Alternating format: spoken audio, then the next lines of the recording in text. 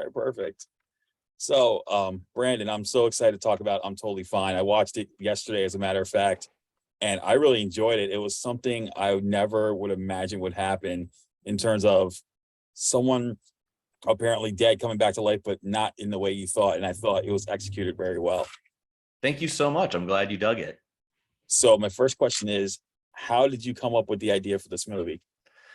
So, it really was spawned from the lack of control and the uncertainty of 2020, with my own anxieties and perfectionism and trying to control outcomes, which obviously never pans out in life. 2020 was that cranked to 11.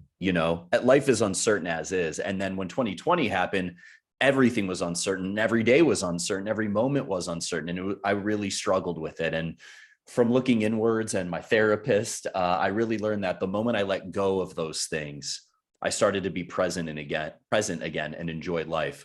So I was inspired to sort of tackle that emotion and that feeling. And I thought, what better way than an out of this world absurd device of an alien and two best friends who have had their whole life planned towards this goal together of selling this company, of doing this thing. And they finally get there. And then unexpectedly, the rug is pulled out from under them. And particularly for Vanessa, who represents that feeling of control and anxiety and needing to own and control her emotions. So that was the genesis. And then I approached my friend and extremely talented writer, Alicia Keytree, who has written some incredible scripts that deal with both absurdity, but have deep human emotion in it. And we started cracking the story. And then that's when Kyle Newacheck came on board to produce.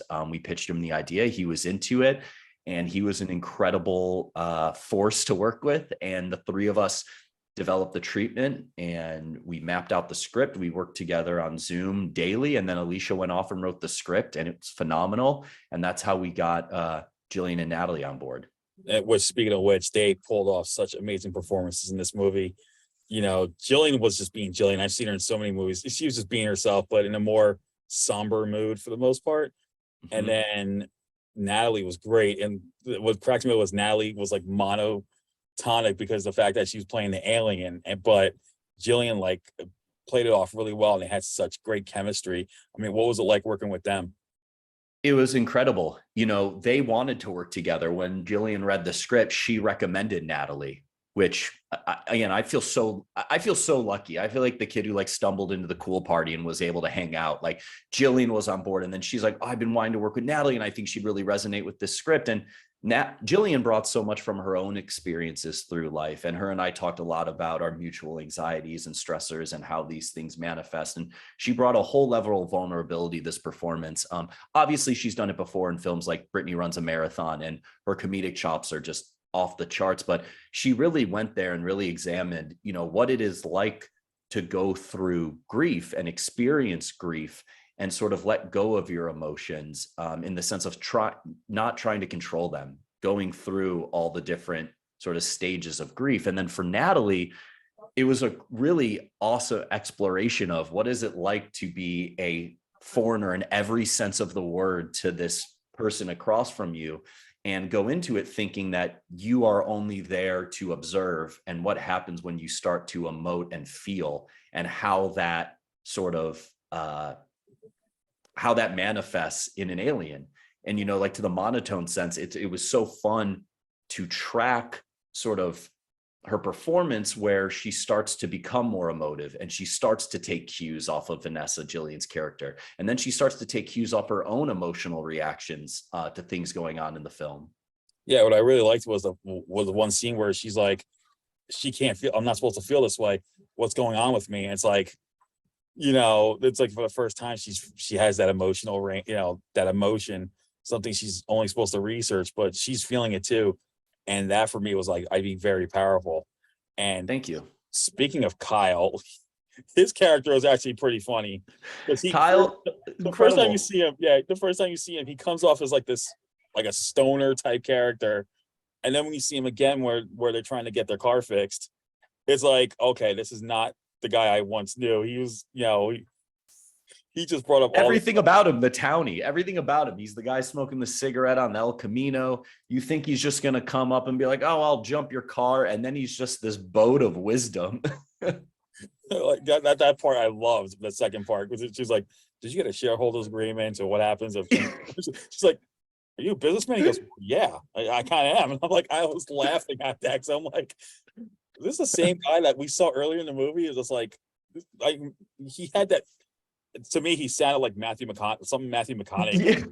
Because that's the vibe I got. Oh man, Kyle would be so touched you said that. But yeah, he's this guy where there's more than meets the eye. You know what I mean? It's so easy off the jump of him with the cigarette and even him pulling up to write him off. I mean, he's blasting metal in his car as he shows up. You're just like, this guy is trouble. I know exactly what he is. And there's so much more when you start to peel that onion back. Yeah, exactly. And that to your point of the Jillian and her reaction to Kyle, it's so great and so human and so real. And that's what she did too with Natalie. You know, these experiences, all that feel so just bizarre and absurd. She really grounds the whole thing.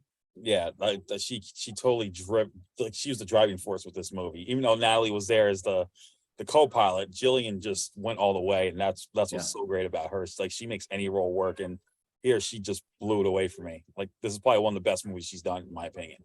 Wow. Thank you. I mean, that means so much. And I'm such a fan of Jillian's. I've tried to work with Jillian for years. I tried casting her in a commercial a few years ago. I've been a fan for so long. And yeah, she brought it. And, you know, Natalie and her are both executive producers on the film. They were very invested. It wasn't show up, do your lines, get out. Right. You know, I was FaceTiming with Jillian for months leading up to this, talking about the character, getting to know each other, talking about our own struggles and experiences with grief, both in 2020 and in literal sense of people we love passing away. So she really put it all out there. That's amazing. So how long did shooting take, and what challenges did you face during production? I mean, we shot in December of 2020 at the height of COVID. We shot it in 10 days, and yeah, so the challenges are, you know, the 10 days, right. The height of COVID, the behind the scenes photos look like a scene out of ET. Like we're all in face masks, goggles, shields. We're getting tested every single day. But we looked at the script and sort of worked backwards. I was inspired by some of these contained films. Like the one I love is a movie that I'm a big fan of. I don't know if you've seen it, with Mark Duplass and Elizabeth Moss. Such a great, creative, high concept film. All takes place in a house. I just looked at the house and I'm like, how am I going to use every single part of this house and explore it and use it as a character, you know? And then coming from music videos, years and years of music videos where I've been challenged with, you know, I looked at a lot of my music videos as short films dressed as music videos, and I would try to tell stories, and often I would have a day to do that. So I took a lot of sort of the music video backbone that I've developed over the years and brought it into this long form sense. And then I learned so much from Kyle, Natalie, and Jillian about telling long form stories. So I took everything that I've learned up until that point, and then I had the opportunity to work with these two amazing actors, and then also Kyle, and just really opened up everything. But yeah, the challenges were just, you know, 10 days. I slept in that house we shot in. The crew slept in that house we shot in. We rented 3 homes in Temecula. So that was a bit challenging. It was also a bit like, it was great because, you know, we'd wrap and then we'd be like, all right, let's go look in Brandon's room where we're shooting tomorrow and figure out blocking real quick before bed. That's awesome. I mean, you got through it. And like I said, this movie was really well done and, you know, well executed. The whole thing was great. So with that said, is there anything, are you going to do another feature film down the road, like coming up down the road? And yeah, I have a couple features I'm in development on, TV shows as well. All of them have the similar, you know, background or backbone of, you know, absurdity, but with big heart, you know, and genre blending. It's something I've always done and have loved to do. If you look back at my music videos, I look at them as like a peek into what I'm going to do in the future. Just in the sense of like, you know, some of my biggest music videos are these short films with a goblin who lives in the real world or something like that. So I look forward to telling more absurd stories with deep, deep heart. And some will be harder comedy, some will be more dramedies, but I'm just I'm excited. I can't wait for everyone to see what comes next. That's awesome. Well, I'm Totally Fine is coming out next week, and I hope everyone gets to see this because this is such, like I said, this was probably one of Jillian's best movies. Kyle does pretty much, I like something Matthew McConaughey would definitely play. And, you know, overall, man, this was a great film, and I hope people do get to see it. And I can't wait to see more of your stuff. And Thank you so much. and I can't thank you enough for taking the time to talk about it. So thank you again. Thanks, man. All right, you take care. All right, bye. All right, bye-bye.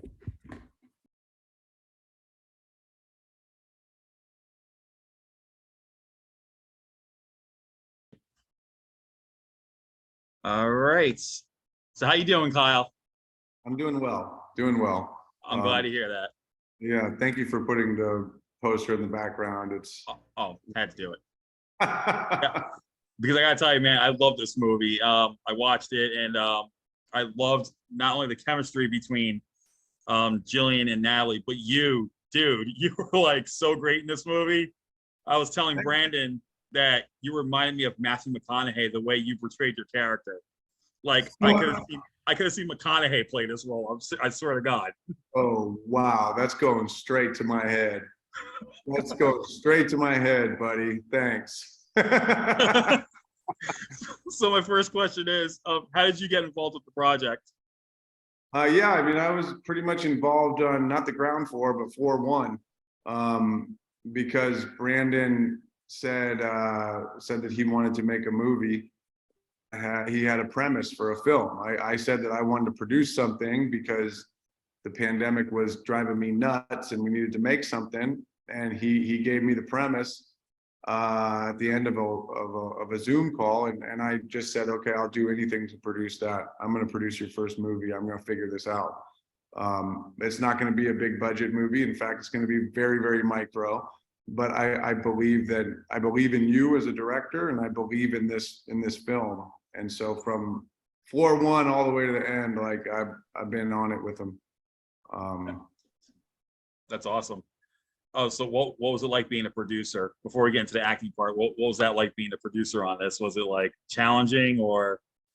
It was fantastic. It was fantastic. I like it because I think, like, you know, producing is a protector role, like where you are protecting the film and you're protecting the kernel of the messaging that you really like, and you're willing to fight and do whatever you need to do to make sure that it finds its way to the screen.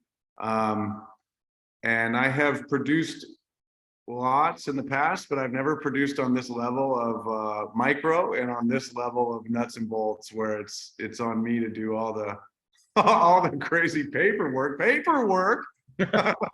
What? But it's all worth it, you know. It's all worth it to get this movie out and to tell the authentic story. That's awesome. Yeah. And one thing I liked was your scenes with Jillian, because the first scene we see you in, you come across as this kind of weird guy. You know, it's kind of like this weirdo townie, like who's, you know, just getting a cigarette, you know, giving her a cigarette, and then you're like, you want the whole pack at one point. You're like, it was like you want to give her the whole pack. But then it was your second interaction that gave me the McConaughey vibe, because you come off a lot smarter than you show up to be in the first scene. So my question is, what was it like with working with Jillian on those two particular scenes? Because that was just like a total 180, in my opinion. Well, I think it was fun, and it kind of was unplanned. We planned to do the first scene. Like, I was just going to cameo and give her a cigarette and just, you know, because we were in a bubble and we didn't want to bring somebody out just for that role. And so I was like, well, that'll be fun. It was day one of shooting. It's the first scene we shot, was that scene. And so I was like, this is perfect. Me and Jillian can go out, have some fun, and, you know, and just, you know, there's a starter pistol, like, let's go. And then, you know, COVID was happening and we were all bubbled up in Temecula, and we got a stay-at-home order. Our second stay-at-home order, the like 2 days before we were supposed to shoot the side of the road scene. And so the actor who was going to play that, we decided, like, we can't really break our bubble. We can't let somebody else into this. And they were, everybody was uncomfortable with moving around at that point. And so then it just became like, well, I gave you a cigarette at the beginning of the movie. Like maybe I can just be the guy on the side of the road, And I liked that part from when we were writing it. I thought it was a super fun part. So for me, I just stepped in, kind of last minute, and learned the lines as best I could, but had Alicia Keytree, the writer, yelling at me the lines on some of the parts. Like, I'm not gonna lie. I'm not like a super trained actor, Yeah. No, you're more a producer. You're just coming in as a last minute addition, basically. But, yeah, I like to do it, so it's all good. And for some reason it worked. I mean, I think all in all, it made more sense that you would show up again rather than have someone else. I think when we go back on it, I think it made more sense that you would come back to that. And she's like, I remember you, and then the whole thing, but that whole thing without the business contract, that's where I was thinking, oh my God, this guy could have been Matthew McConaughey, right here. I could see Matthew McConaughey playing this role and all right. Yeah, I was actually, at one point in my head, I was thinking, if he says all right, like Matthew McConaughey, the way he's coming off, I'm gonna lose it because it's just that would have been, if I did do that, that would have been a direct McConaughey rip, for sure. I would have been like, hey, thanks, bud. I'm stealing this. So what was it like working with Natalie? I know you only had the one scene with Natalie in the side of the road, but as a producer, what was it like working with Jillian and Natalie together? Because they had such great chemistry on the set. Yep. And I mean, I knew, Jillian and I go way back, and Natalie and Jillian go way back. So I knew that if Jillian wanted to work with her, that they were going to have good chemistry. And she just wanted to spend 9 days with her. Then it was like, okay, they're going to have some fun. I hadn't worked with Natalie before this film, but I did know of her and I really liked her work. So I was excited to jump in. I loved working with her. And what was also really cool was that she brought that voice to the table. She brought her voice to the table on day one. We didn't talk about that in prep. We didn't talk about that. It was a very fast prep. She came to the table with that voice. And as soon as I heard it, I was like, wow, that is going to be an entirely new layer to this character. She just did something incredibly special. And it was just trusting that gut feeling that it was going to be awesome. And if she wanted to do it, giving her the freedom to do it and explore that part of this role. And it is one of the most fun additions to the project. I was just getting in the car with my family this morning and I'm like, shall we? Shall we? And now I'm like, wow, this movie's. It got to you. It really got to you. It's here. It's already channeled you. It's channeled you. It's you totally channeled it. It's like it the spirit invoked into you. Yeah. So I think Natalie is so talented. I think that she is a force behind the camera as well as in front of the camera. Obviously, we know she directs and writes and produces, and she produced this movie as well.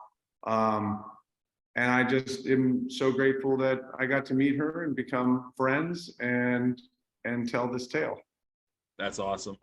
Is there a chance you're going to return to acting after doing this at some chance? I think it's the same thing that happens to me. The roles just kind of show up. I don't really do anything besides those type of roles, to tell you the truth. Like things that when I played Carl, the drug dealer, that was again, for Workaholics, that was again kind of out of necessity. We were making a web series and we needed a drug dealer. And so I said, I got it. and then maybe you're meant for this type of role, basically. Yeah. And then, it just kind of keeps going after that. So I do love acting. I am very much open to going out and playing some roles if anybody wants to have me, for sure, dude. Well, let's hope that happens, because I'm totally fine. We'll be out tomorrow. And I hope everyone will get to see this, because not only are Jillian and Natalie great, dude, I think you broke out of this one, man, hands down, because you did such a great job. Even though your role was limited, you made the most of it. And I can't thank you enough again for taking the time to talk about it. And like I said, I hope you get more roles after this, because you were just great in this. Thank you. I really appreciate it. And like I said, all this gas is going straight to my head. All right. All right. I had to do it. All right. That's right. All right, take care. Thank you. Bye. Later.